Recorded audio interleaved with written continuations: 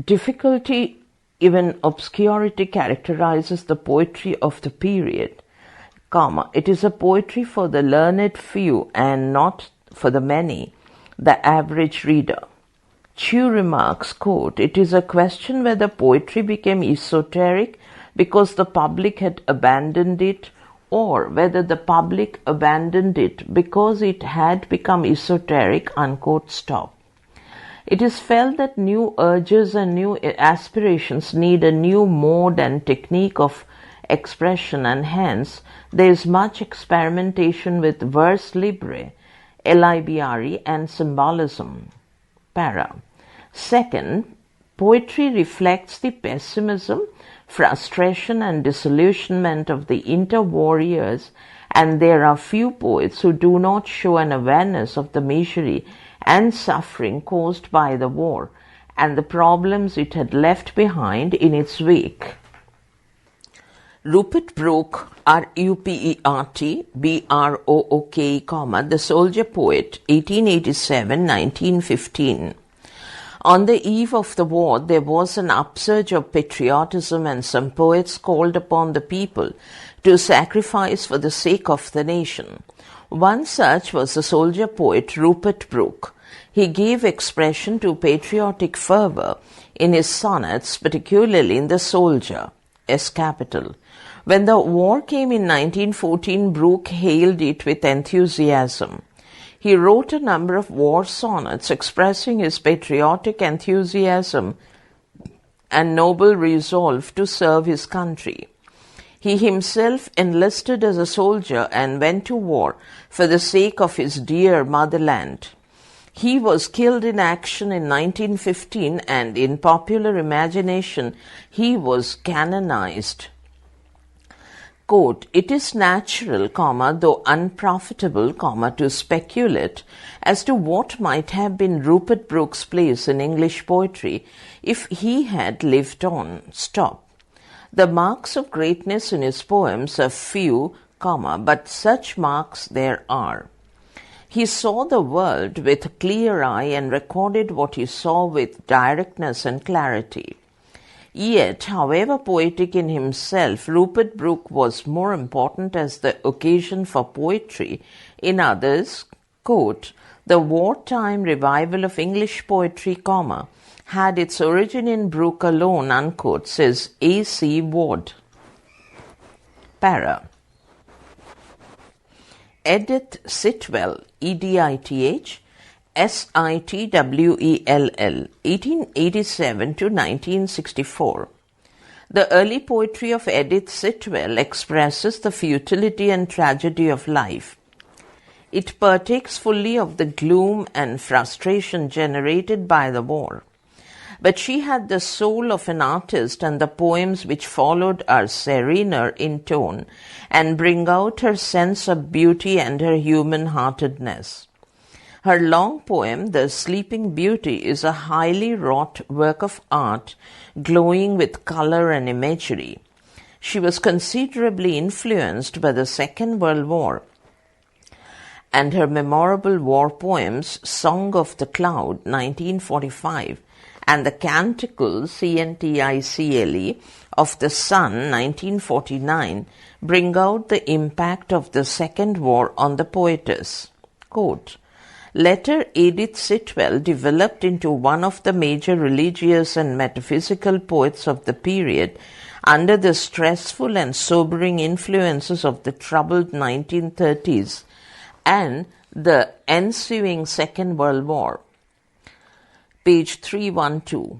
The Song of the Cloud, 1945, though containing mainly poems written from 1919 onward, also includes a number of pieces from her early and middle period and shows her progress from the fantastical to the spiritual progress which, in the light of her poetry as a whole, can be seen as orderly, O capital, and inevitable, unquote, according to A.C. Ward. Para. T.S. Eliot, 1888 to 1965. Eliot was one of the greatest Englishmen of letters and poets of the modern age. His literary career extended well over a period of 45 years, and during this long span of time, he dominated the English literary scene and wielded wide authority and influence. He tried his hand at poetry, at drama, at criticism, both literary and social, and at journalism, and achieved eminent success in each of these fields. No other English poet of the modern times has shown such versatility and originality. He has become a part and parcel of the English literary tradition, which he has modified and enriched for the benefit of the coming generations. He has become a part of the consciousness of his age, which cannot be understood without him.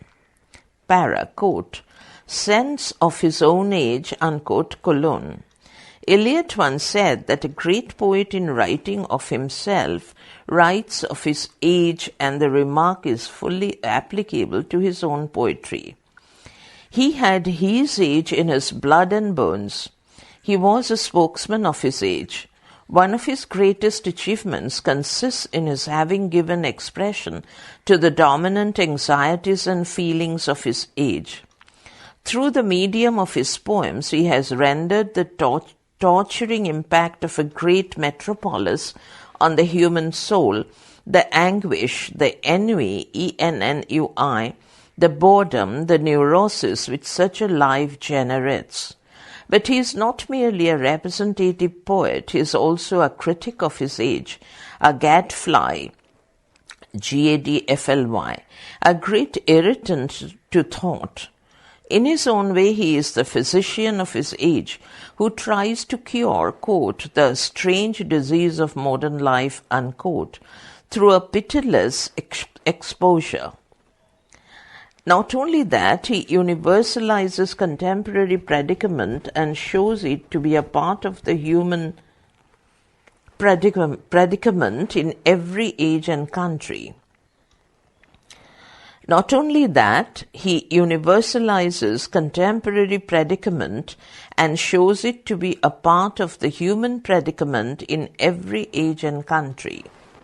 His great claim to originality, says A. G. George, quote, consists in his recognizing, the artistic possibilities of the belief that anguish and sinfulness are intrinsic to human nature, unquote. Sense of tradition.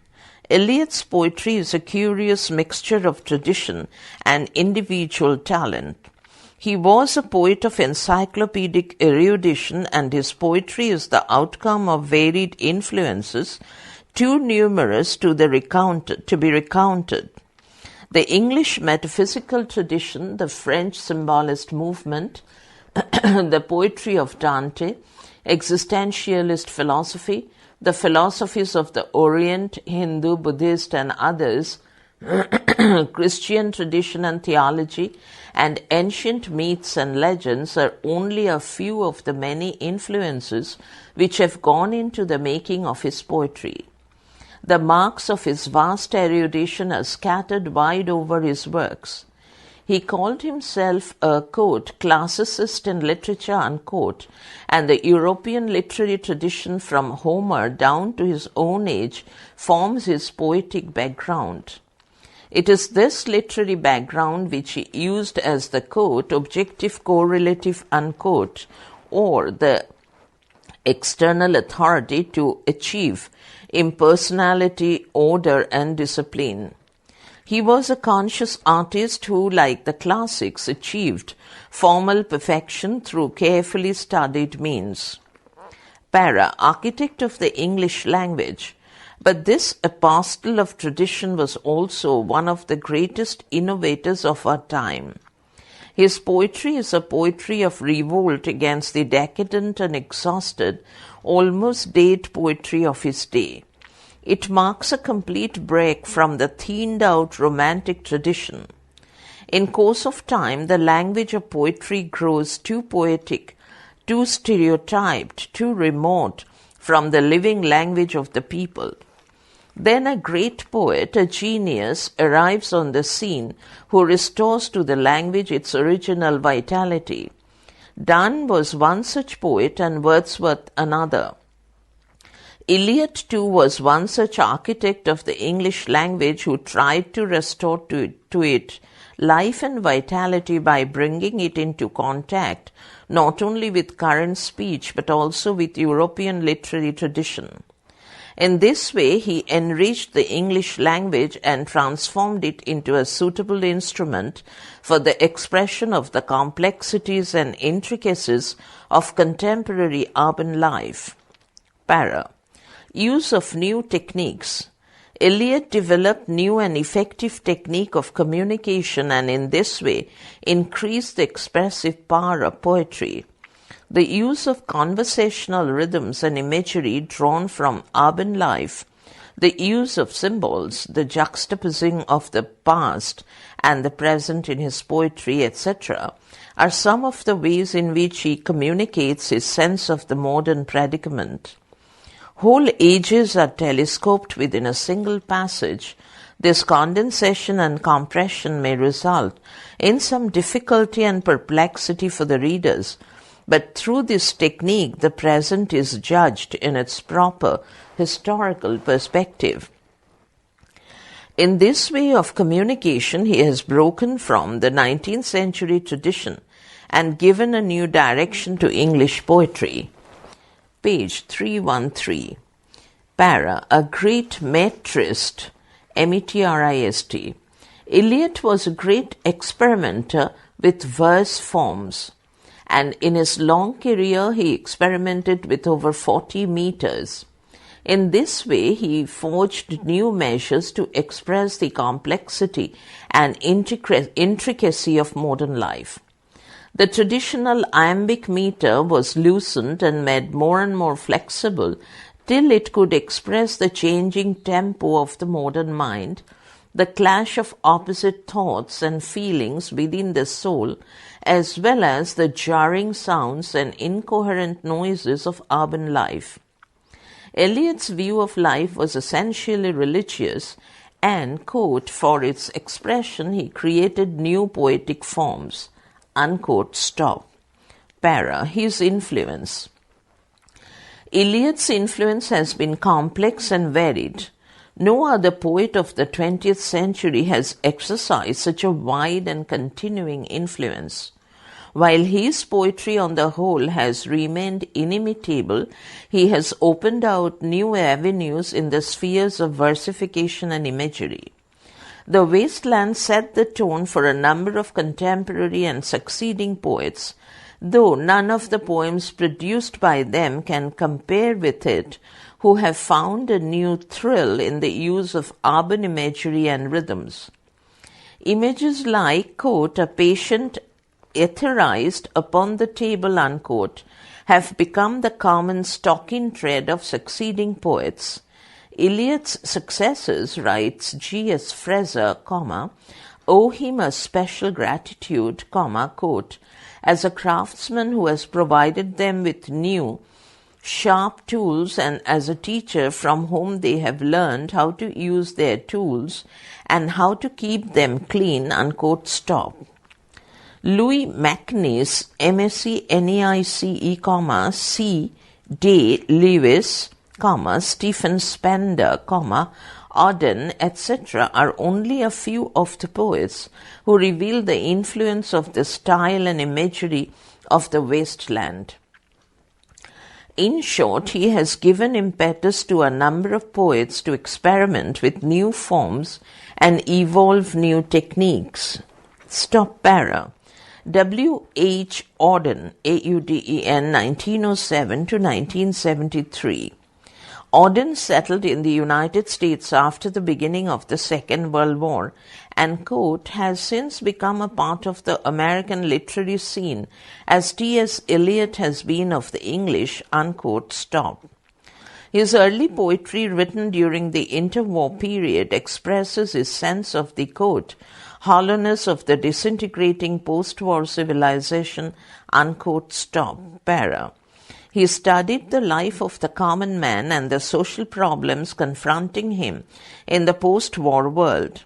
He was disgusted with the outdated social order and advocated violent social reforms for bringing about a more just social order. He advocated revolutionary reforms along communistic lines for the regeneration of the downtrodden and the miserable sections of society. His early poetry is expressive of his faith in a violent social revolution.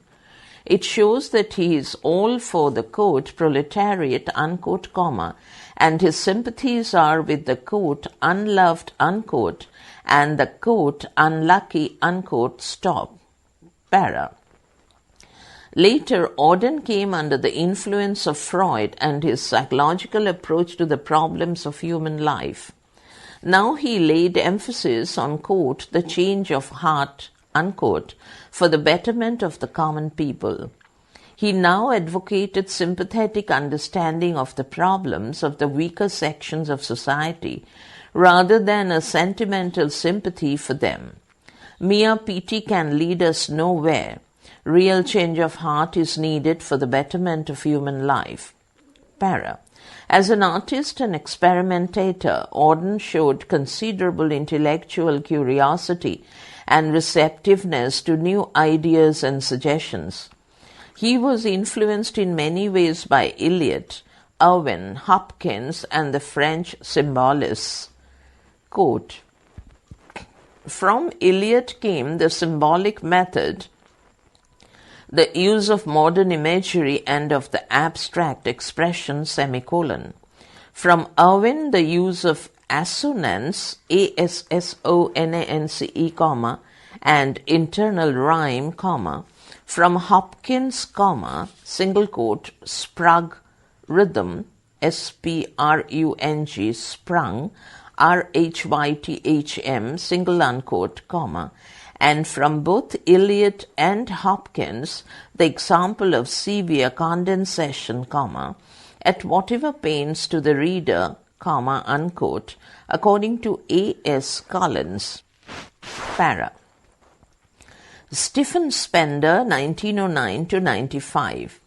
Like Auden, is also interested in the uplift of the masses and has constantly advocated social reform on communistic lines.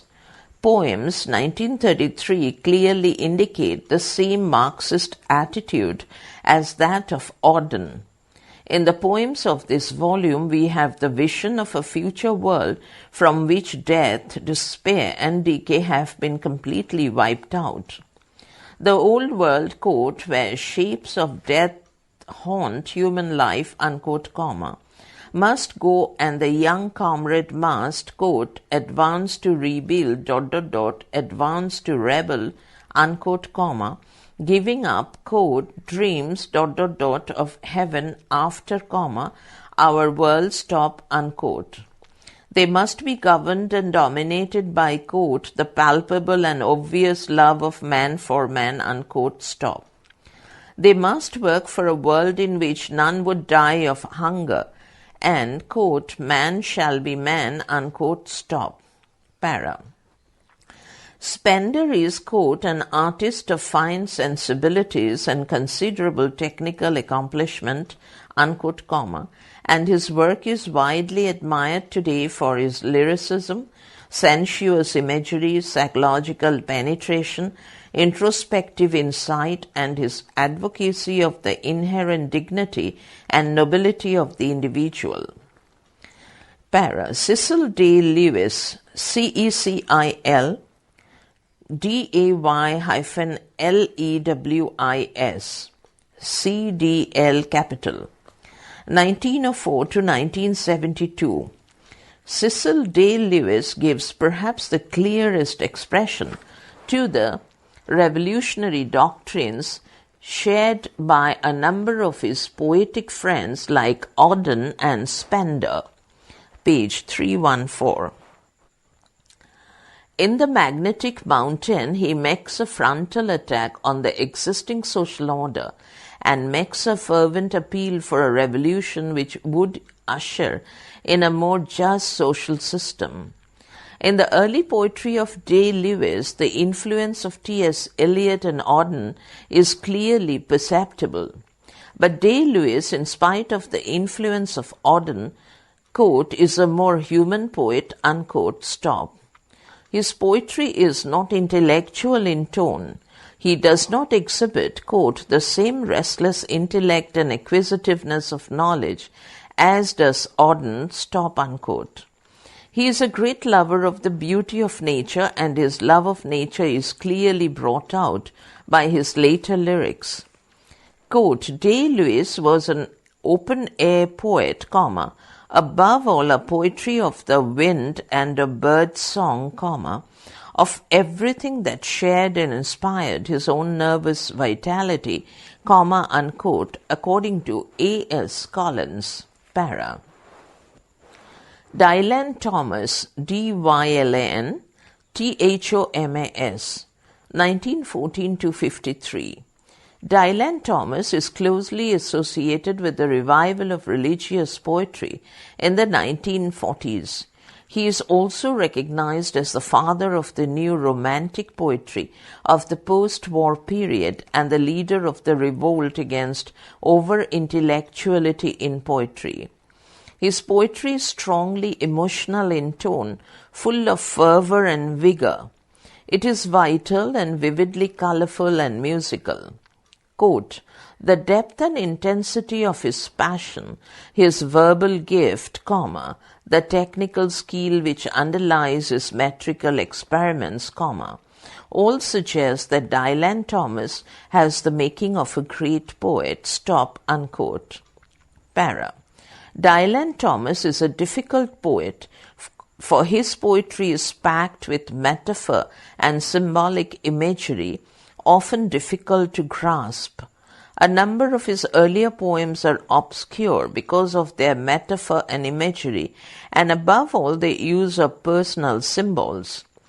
His attempt to push into the service of his muse every biblical, Freudian, or folk image makes him obscure and difficult. He is a poet for the learned few and not for the average reader. In this respect, he is a true disciple of T.S. Eliot. Trends in the modern novel, para. Well was the 20th century been called, quote, the age of interrogation, stop, unquote.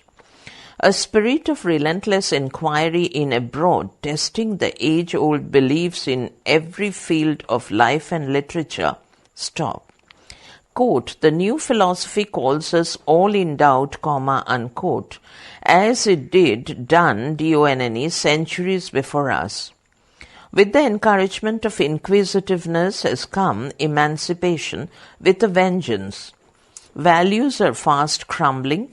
In this background of crumbling values, the time-honored conceptions about the nature and function of the novel have also bowed their way out. It has come to be realized for good or ill, a novel can be made about anything. With the arrival of a new age, none of the tacit obligations which had been ruling the novel was held as valid any longer, even that of using an intelligible language. The novel could now be realistic or unrealistic, conform to an organized story, or dispense with plot, present scenes and episodes, or expatiate on dreamy fancies, and so forth.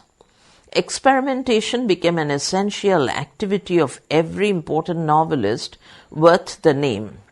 J.B. Priestley puts it like this, quote, if we are asked what has been happening to the English novel during this period, we are tempted to reply, comma, quote, everything, unquote, and to let go at that, stop, unquote.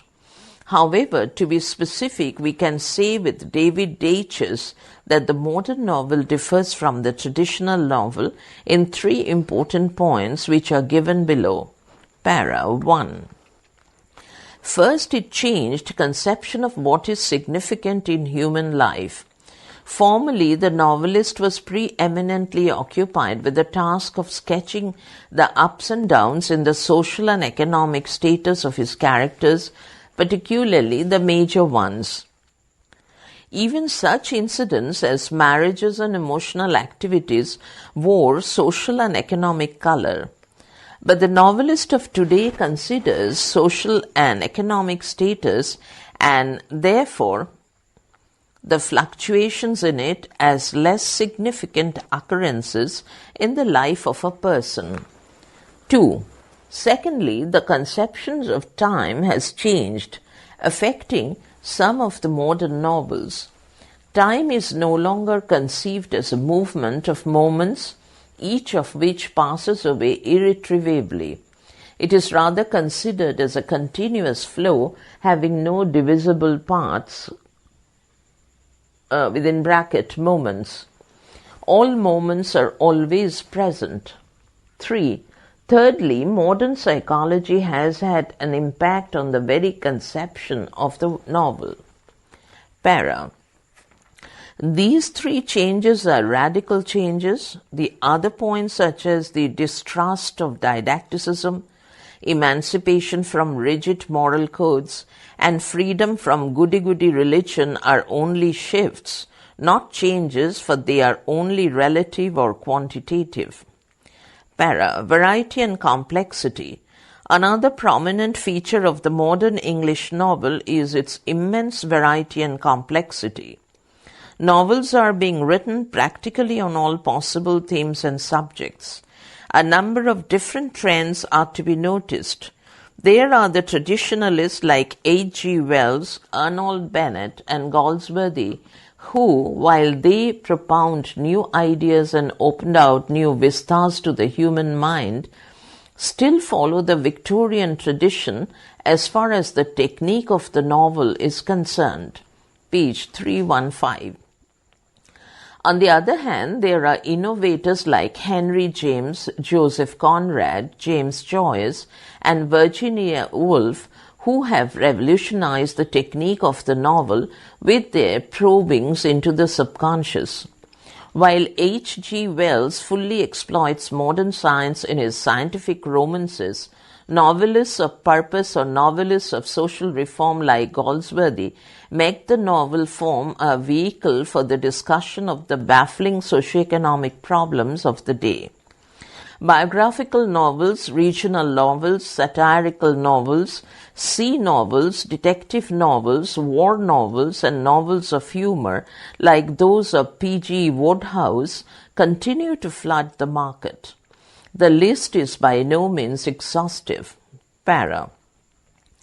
Pessimism. The modern novel is realistic. It deals with all the facts of contemporary life, the pleasant as well as the unpleasant, the beautiful as well as the ugly, and does not present merely a one-sided view of life. Life is presented with detached accuracy, regardless of moral or ideological considerations. The woes and sufferings of the poor, their misery and wretchedness, as well as the good in them, their sense of social solidarity, their fellow feeling and sympathy, are all realistically presented. Joseph Conrad makes realism the basis of his romantic tales. The modern age is an era of disintegration and introgation.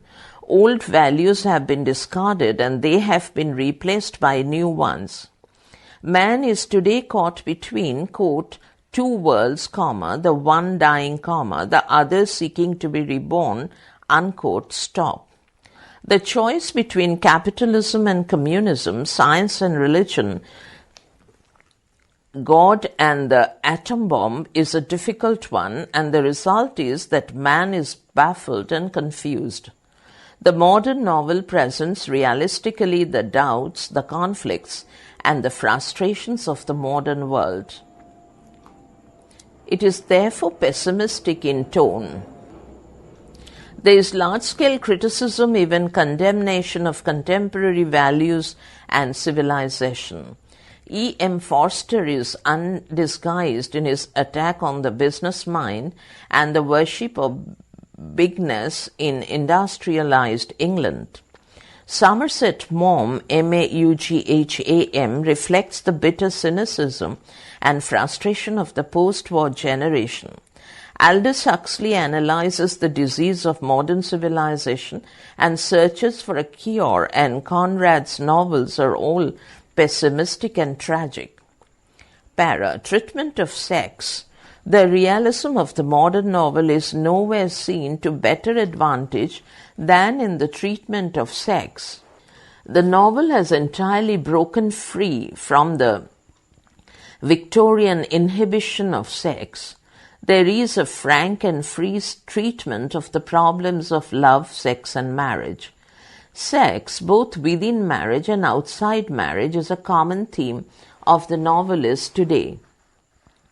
The theories of psychologists like Freud and Havelock Ellis, new biographical theories, and methods of birth control, and the boredom, frustration, and brutality caused by the war go far to explain the preoccupation of the contemporary novel with sex themes.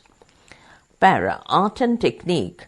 The modern novel is not merely an entertainment, not merely a light story meant for after-dinner reading. It has evolved as a serious art form. It is compact in body and integrated in form, and everything superfluous is carefully avoided. There is no place in the modern novel for the, quote, moralizing and the dear reader, unquote, comma, of a Thackeray or of a Dickens. It is like a well-cut garden rather than a tropical jungle, which the Victorian novel was. The modern novel is very well constructed, having nothing loose or rambling about it. As Albert points out, quote, Henry James and Conrad evolved techniques which revolutionized the form of the novel. Basically, they amount to an abandonment of the direct and rather loose biographical method in favor of an indirect or oblique narrative, with a great concern for the aesthetic considerations of pattern and composition, and a new conception of characterization built upon the study of the inner consciousness, unquote, stop. Disproportionate attention is being given to theories of fiction. The novel is now judged by severely aesthetic considerations. Narration, description, and style must satisfy high and exacting technical standards. Moreover, it also embodies the writer's philosophy of life, his message, his view of the human scene. Para. Lack of plot. Professor Edwin in Muir, M-U-I-R, is right in pointing out that story seems to have died out of the modern English novel. For the Victorian novelist, life easily fell into the mold of a story. But for the novelist of today, it refuses to do so. Quote, the great modern novels like Ulysses are still stories, but they are stories without an ending, and the characteristic modern novel is a story without an ending. The modern novel is like a sentence that sets out confidentially. The grammatical construction is ingenuous.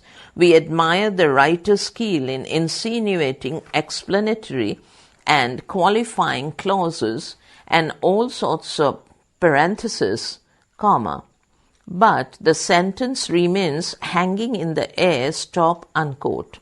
Page 316. In other words, the modern novelist has grasp of origins but not of ends. The modern novel is like an incomplete sentence, and, quote, its completeness is a reflection of the incompleteness of a whole region of thought and belief, stop, unquote. Under the influence of new psychological theories, life is not regarded as a continuous flow, but as a series of separate and successive moments. Hence, a novelist like Conrad concentrates on a particular psychological moment or experience. Instead of telling a story with an eye on the clock and the calendar, he probes deeper into the human consciousness and moves freely backward and forward in time. The unities of time and place have no meaning or significance for him. Para. Decay of character. Just as the story, so also the character has decayed in the modern novel. Previously, two different methods were adopted for the delineation of character: the method of direct narration and dramatic method. More often than not, there was a combination of both these methods. The externals of personality, the habits, manners, physical appearance, etc. were vividly and graphically described, and further light was thrown on the nature of a character by his own words and actions, and by what others said of him. But the modern novelist rejects such characterization as superficial. He has realized that it is impossible to give a psychologically true account of character by such means. He probes,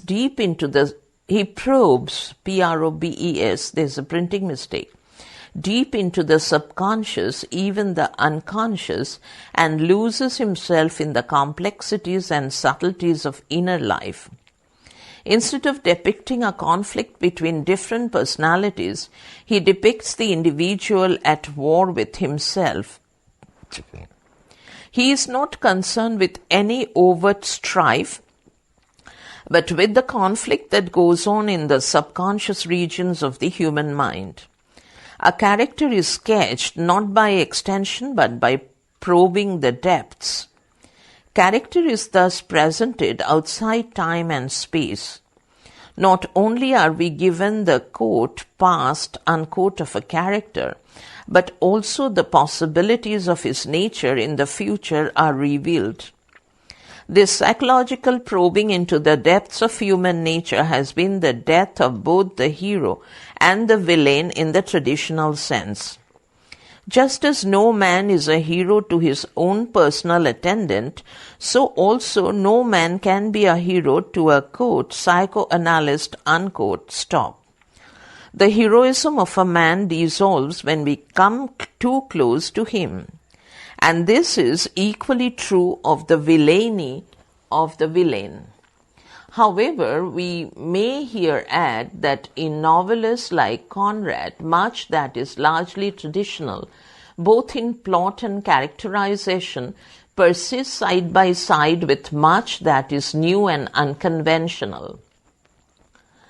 Para. Interest in psychology. The modern novel is thus predominantly psychological. This psychology shook the foundations of human thought by their revolutionary discoveries in the field. They reveal that human consciousness has very deep layers, and buried under the conscious are the subconscious and the unconscious. Thoughts buried deep in the unconscious and the subconscious constantly keep coming to the surface, and an account of human personality cannot be complete and satisfactory unless these hidden elements are given their due weight. Novelists like Henry James, Joseph Conrad, James Joyce, Virginia Woolf, Dorothy Richardson, and Elizabeth Bowen have made the English novel psychological in nature. Para. Sense of loneliness. Sense of loneliness. The impact of the new psychology has been equally far-reaching on the theme of the novel. The traditional novel was largely social, its aim being to uphold and recognize social values. But in the modern age, there are no such universally acknowledged values of social conduct which the individual must uphold and cherish. Hence, there is a shift in the theme of the modern novelist. The individual is more important for him than society. Psychological probings into the subconscious reveal that every individual has a separate personality peculiar to him, and that one particular personality can never merge or become one with another. Each individual is a lonely soul, and as David Deutsch puts it, the theme of the modern novelist is not the relationship between gentility and morality, but, quote, the relation between loneliness and love, unquote, stop.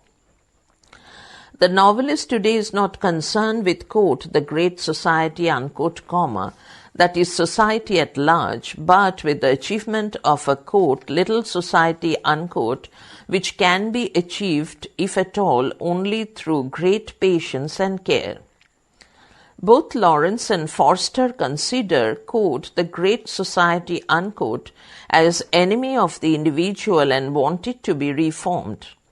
Conrad's chief personages are all lonely souls, and betrayal is the major theme of his novels. Para.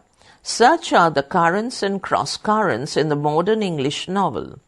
It is an extremely vital and living form of art, and it has a bright and glorious future. New influences, especially the Russian and the American, have widened the horizons and renewed its vigor and vitality. Page 317. New experiments have been conducted, some temporary and fleeting, others of a more permanent nature. The caravan of the English novel goes on, ever changing, becoming, and growing. Stop.